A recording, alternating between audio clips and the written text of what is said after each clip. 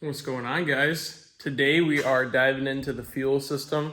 I got a bunch of goodies. So, look at this. AEM lift pump. I'm gonna run twin DW 255s. Those are gonna be in this unit, which I'm gonna be talking about with you guys, because a lot of you guys want to beef up your fuel systems on the VQs. I'm gonna show you a perfect solution for that. So right off the gate, let's understand how the stock fuel system works. So this is the G35 and 37, 350 and 370Z. Now what you have, it's called the saddle design fuel tank. What it does is it allows room for the drive shaft to be right underneath the fuel tank, because everything wants to be a low center of gravity. And so if the fuel tank went all the way across, then the drive shaft's got to be lowered, the tank's got to be raised. Doesn't do the car very well. So the problem with the saddle design is this: fuel starvation. When you're taking a super hard turn in the opposite direction of the fuel pump, well, what happens is the fuel is getting sucked up right here. So all the fuel is entering there, and then it's filling the basket, hence the dotted lines. And then the pump is collecting that, forcing it up through the rail, and then bleeding off the pressure that it doesn't need through a built-in regulator. Now, if all the fuel moves over to this side of the tank, and this basket starts to get depleted, we're gonna have a massive dip in our fuel pressure. That is a huge problem, especially when you have a motor that's built up, or you're just trying to keep the motor alive and you're trying to aggressively drive the car. So the factory setup, the fuel pump is on the passenger side. The level sensor is on the driver's side. The system is a single feed, non-return, meaning there's one line from the fuel sender down the chassis into the fuel rail and the injectors. So there's two things that you're looking for when you're trying to beef up a fuel system for high performance, okay? The first one is flow rate. The second thing is the non-returnless system, okay? Meaning there's fuel that gets fed through one line into the rail, and it's only as much fuel as you can feed through that rail and keep pressure at the injectors will determine how much power you can make. Now, you could put a massive pump on it and try to force as much fuel through here as possible. The problem with that is you're going to be limited to the fact that you can only feed so much fuel through the rail until it builds pressure, and then it starts backing up, right? And if you have any change in feed pressure or flow from the pump, that's going to affect it all the way down the line. So an example of that is if we're pushing fuel through the rail and we have perfect fuel pressure here, and all of a sudden we're coming up and we're taking a super hard right-hand turn, and everything's good, and all of a sudden all the fuel rushes over to this side of the tank and the basket gets depleted. Well, even if we have a huge pump, we're now dramatically dropping fuel pressure to the rail, which is bad because that will lean the engine out. So how does the system work? Radium has a kit that is designed to, and I'm not going to say it solves the problem, but it's the best Band-Aid that you can possibly have, because one, it is a return system, meaning it allows fuel to come back into the tank. Now, why is that important?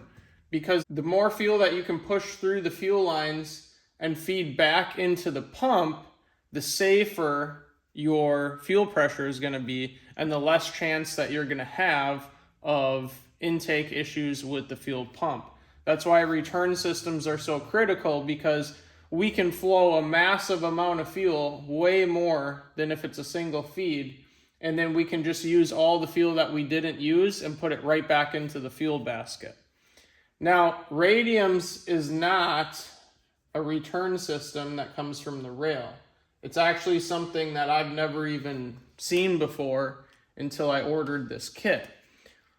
The way the Radium kit works is it takes this fuel pump and it creates the fuel pump to push pressure over to a surge tank. So now we have a level sensor and a surge tank all in one, okay? This has 2 fuel pumps, or 1, depending how you do it.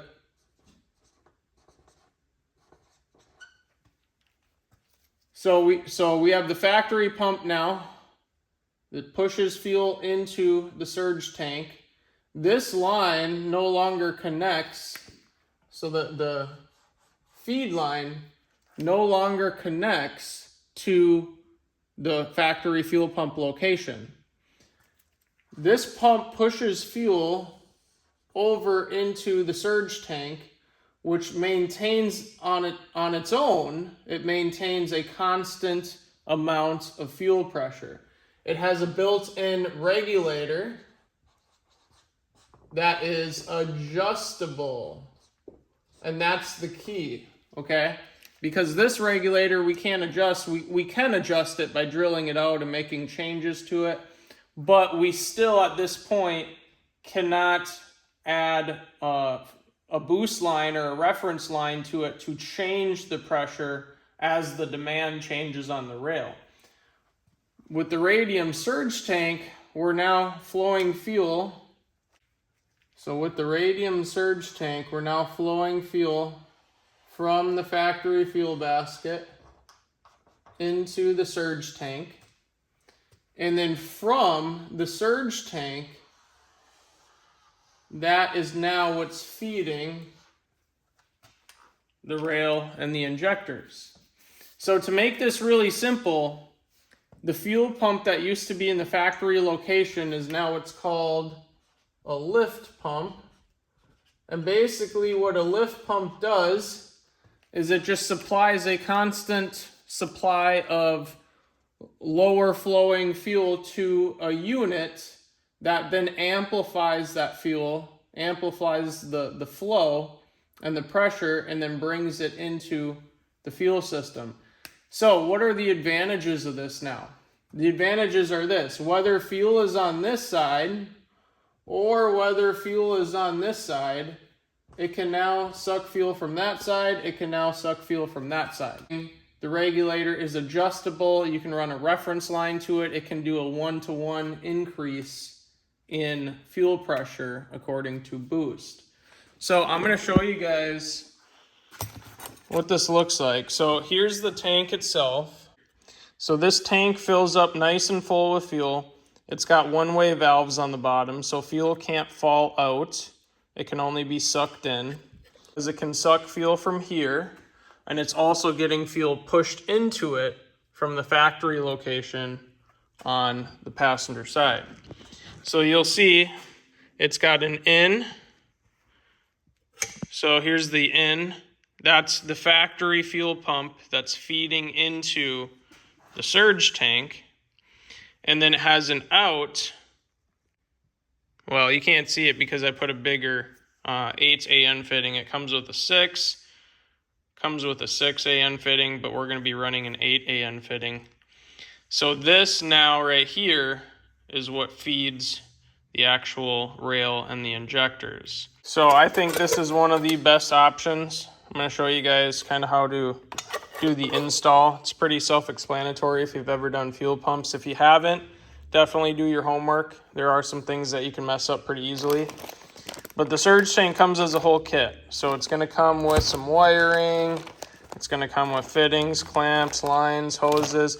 But it is going to come set up for only one pump unless you order the 2 pump. So with this car right here, this is the boosted G37 that we're building. It's getting 2 DW 255 liter per hour pumps. So if you do the math on that, That's 510 liter per hour, just a hair under 525. So it's going to get 2 of those. And then the lift pump that's required on this kit, it has to be a minimum of a 340 liter per hour pump. So this pump here is just going to push fuel into this unit. And then 2 of these pumps are going to actually push fuel into the rail. So now, in reference to talking about the fuel pressure regulator, that's what I want to show you guys. That's what's so sweet about this. So here's your fuel pressure regulator that would normally be mounted on the fuel rail. It is now going to be under your back seat, which is kind of a pain, I'll be honest. Not the most ideal place, but the fact that it's all built in, all in one, you can run factory fuel rails if you really wanted to. I'm not going to be running factory fuel rails. I'm going to be running CJ Motorsports billet rails. These are very, very nice units. So I'm going to be running these, but basically what it does is by running this, you no longer have a requirement to, 1, change your rails so you can run the factory setup for the fuel rails. 2, you can even run the factory line and just splice into it if you really wanted. So be sure to stay tuned for the next video, because in the next video, I'm going to actually assemble the Radium Surge Tank. I'm going to show you how to put it together. It's very self-explanatory. I'm also going to show you some other tips and tricks on fuel system stuff. So stay tuned, like and subscribe to the video, and we will see you on the next one.